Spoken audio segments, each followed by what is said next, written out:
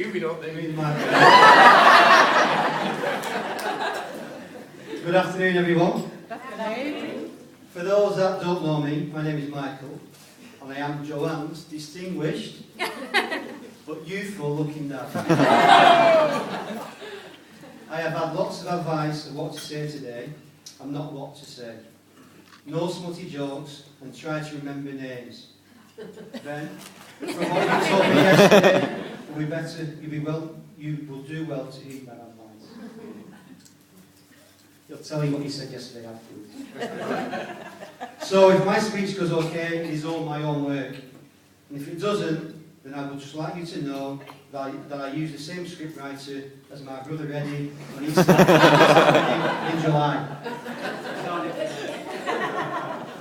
I understand that a good wedding speech should last no more than 6 or 7 minutes.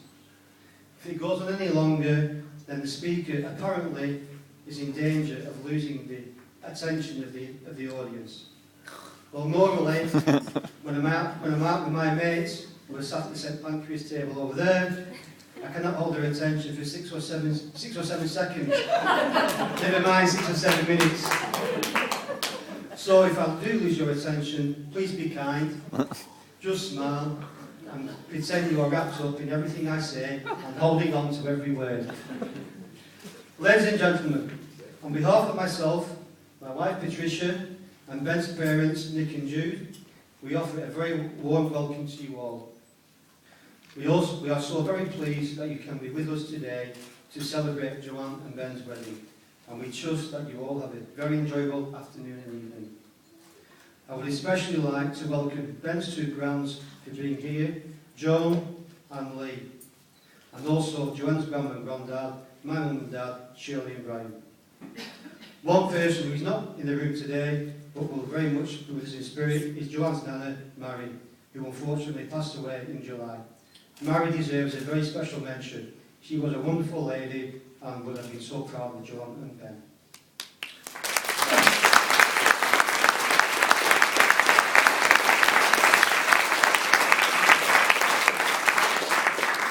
Just one point, and before I go any further, and whilst I remember, Joanne has mentioned this to me, she said she would prefer this evening if everybody didn't congregate by the bar and got up to dance instead, so you would be more. Was that good for me as well?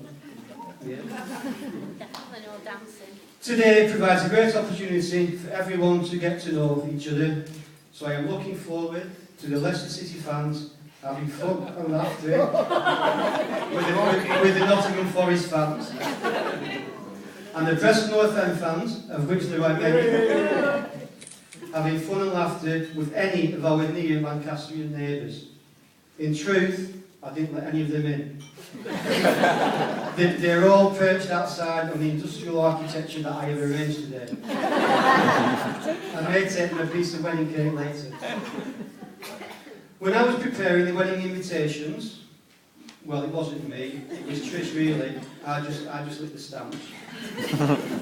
But I couldn't help noticing just how far and wide Joanne's and Ben's circle of friends and relatives have come from to be here. Many of you have travelled from all parts of the country and even internationally. As well as from Lancashire, we have guests from London, Surrey, Oxfordshire, Cambridgeshire, Leicestershire, Derbyshire, Gloucestershire, Nottinghamshire, Hertfordshire, Berkshire, Sussex, Switzerland, and Philip, my brother and his wife Helen, and children Josh and Zoe are here from Washington DC in the States. Did I miss anybody? Yes. Who? Coventry. Sorry.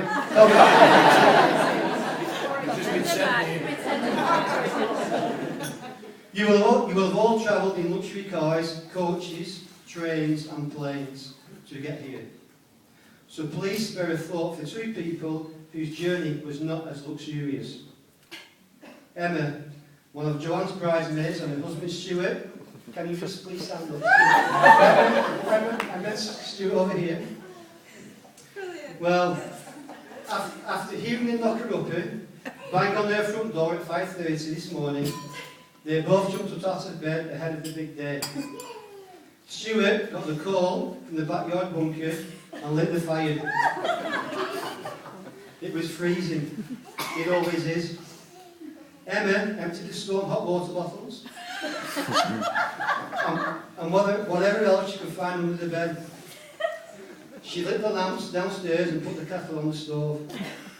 This would have to be filled several times over. Outside, you could just make out a man amidst the dense, thick smog. He was holding a long pole and was walking along the street, putting the gas lamps on. Well, only one gas lamp actually. After breakfast, Stuart dragged the tin bath in from the yard, placed it in front of the open fire, and it was duly filled with 6 inches of hot water. They both then had a bath. Are you getting the picture? Yes.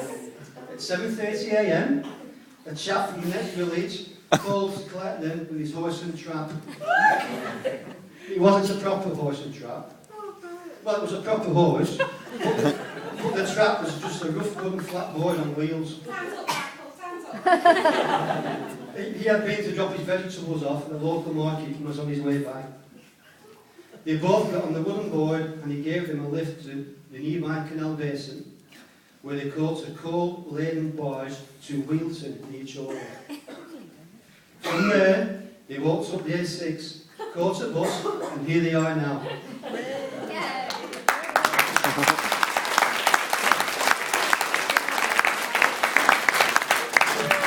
So, ladies and gentlemen, even in the remarkable 21st century we live in today, it's not all about fast cars, computer wizardry, and high-tech gadgets. And I think that Emma and Stuart deserve a large round of applause for making such a big effort to be here to celebrate Joanne's and Ben's big day.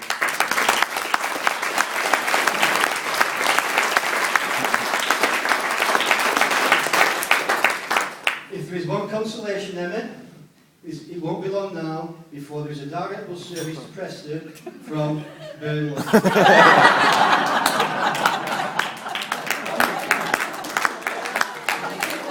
Burnley, the place that time ago.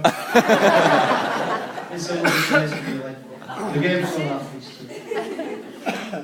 Can I just have a drink, please? Which one?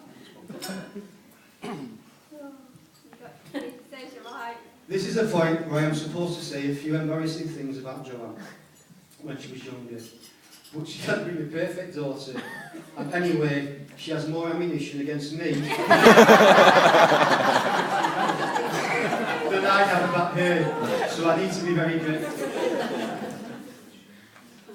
Suffice to say, Trish and I are both very proud of how beautiful she looks today, and we are highly delighted that she has found someone who she absolutely loves and cares for so much.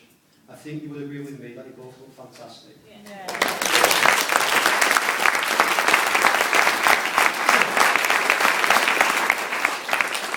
Joanne left home to go to university in 2001, and I remember driving up to Lancaster on the M6 in 2 cars.